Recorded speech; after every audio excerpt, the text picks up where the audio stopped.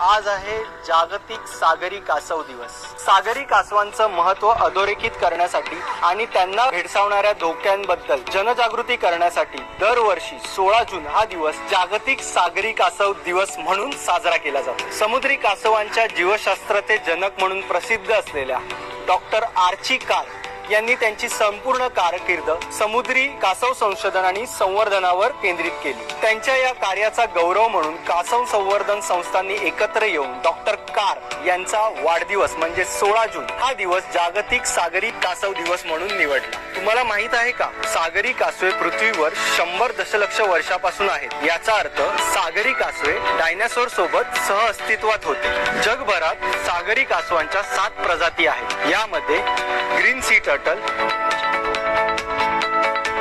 Hawksbill turtle, Kemp ridley turtle, leatherback turtle, loggerhead turtle,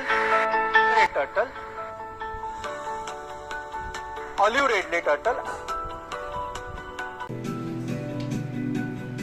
आणि flatback टर्टलचा समावेश आहे। या 7 प्रजातींपैकी 5 प्रजाती या भारतीय उपखंडाच्या आसपास आढळतात।